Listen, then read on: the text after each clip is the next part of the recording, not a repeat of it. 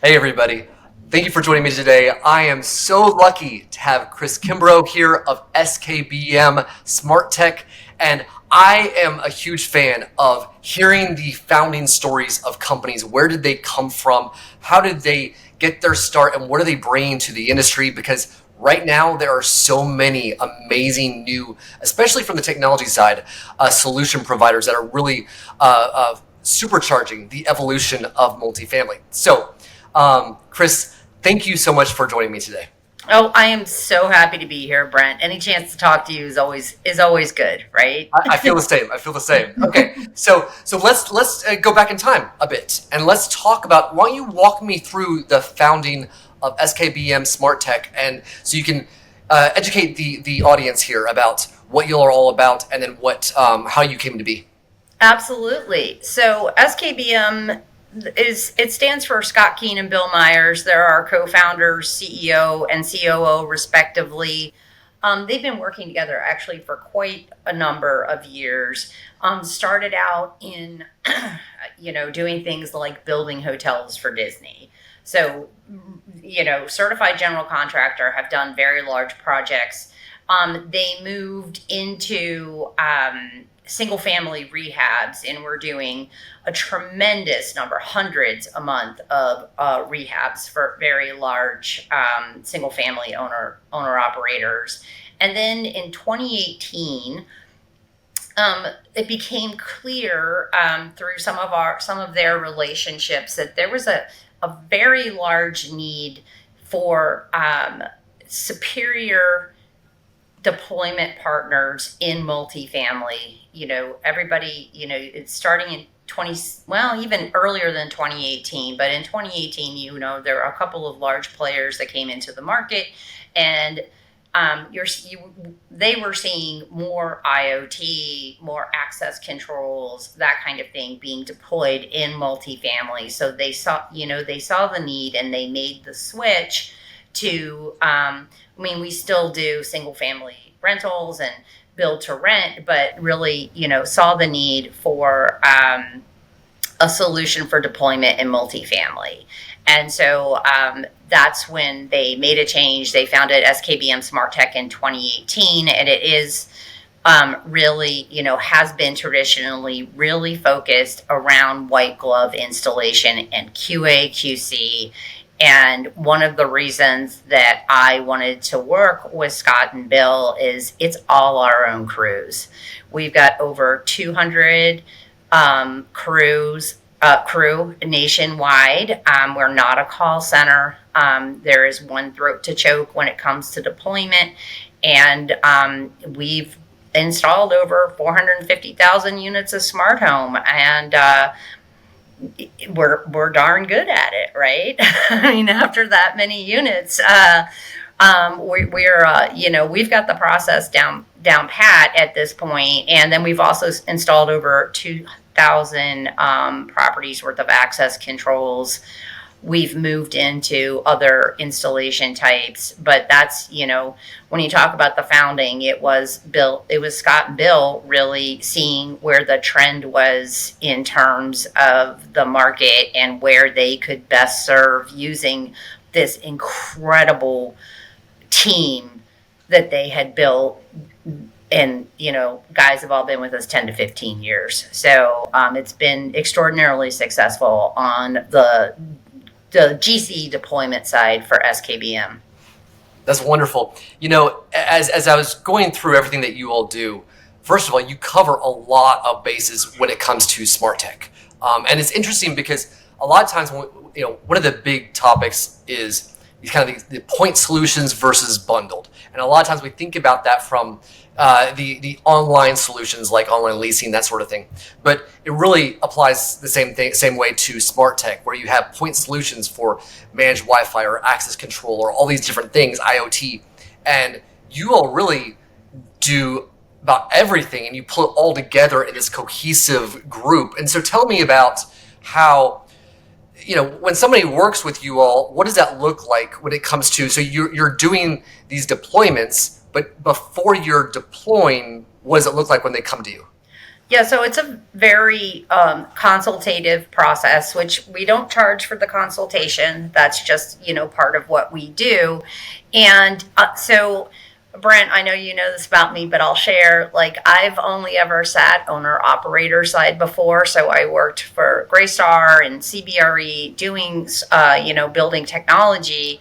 And one of the things that I realized through that experience is that as a I've heard hundreds of pitches, and as a technology provider, one of the things that you really have to understand is real estate. I mean, it's great to bring a piece of technology to the market, but if you don't understand what needs you're actually solving for,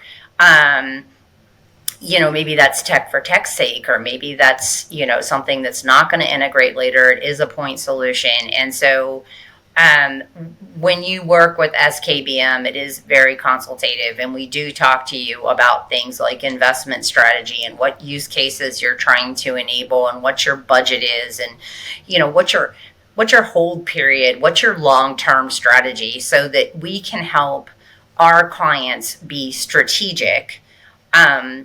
And really talk about technology strategy over time. Can we talk about that, Chris? Actually, the short term versus long term, because right now we're in a very unique market. High interest rates. So when they think about this kind of short term decisions, can you tell us what you're seeing in the market first of all on what people are looking to deploy, and then also how does that interweave with a long term strategy?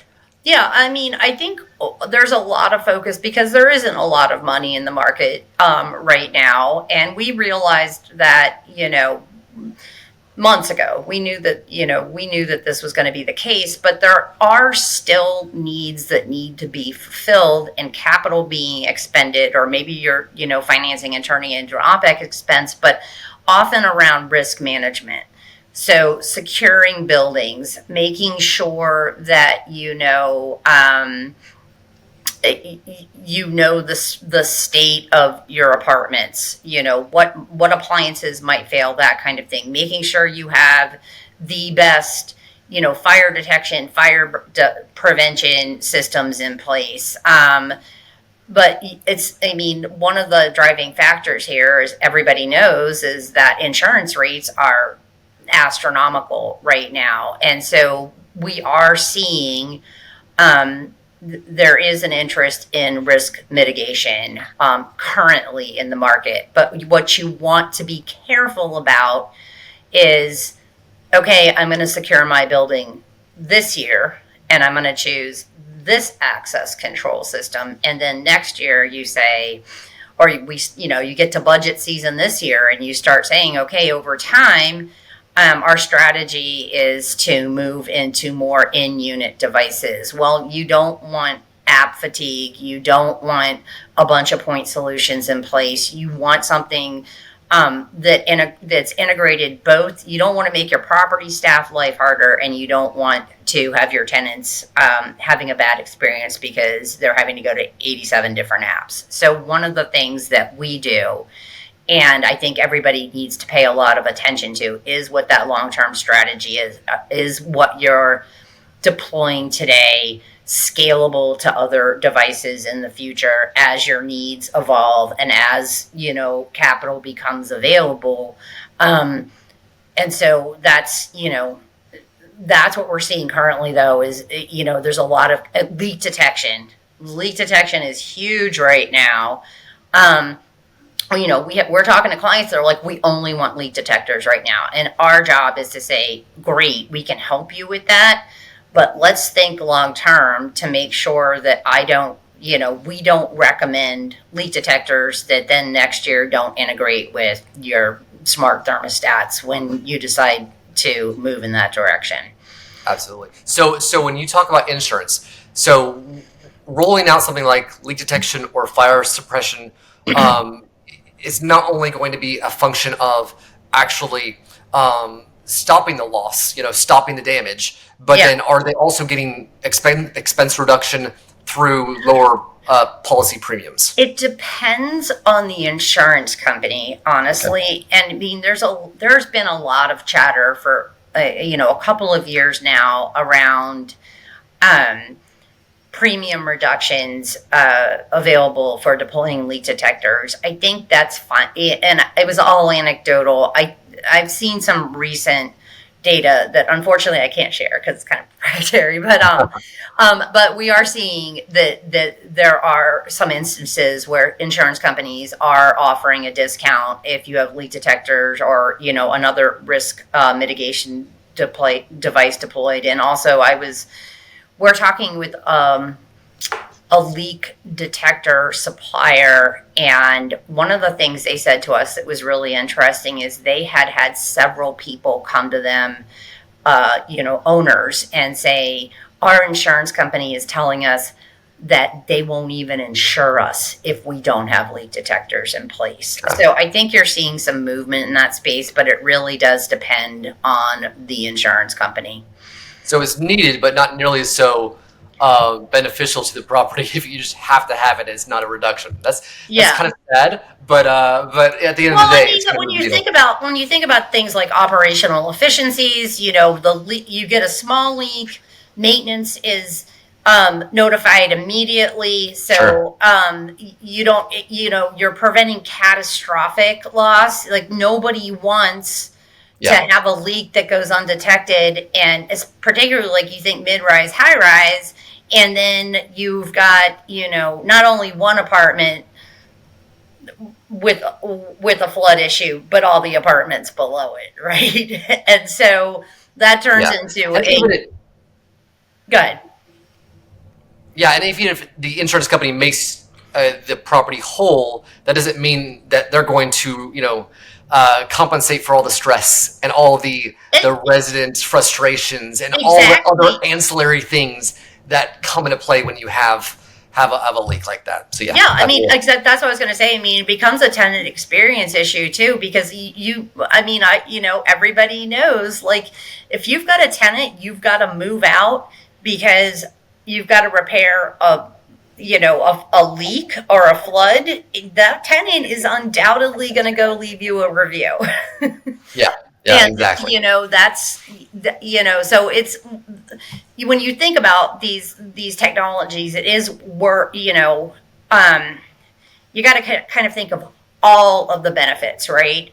Not just that one thing. Okay, I'm detecting a leak, but how does it affect my property staff? How does it affect my tenant experience?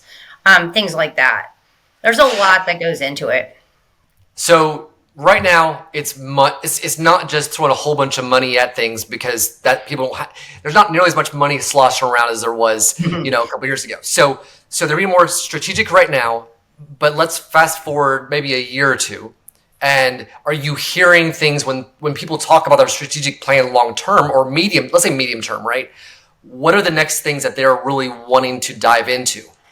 Yeah, I mean, I think there's some acknowledgement, on the part of multifamily that technology at some point is going to become table stakes.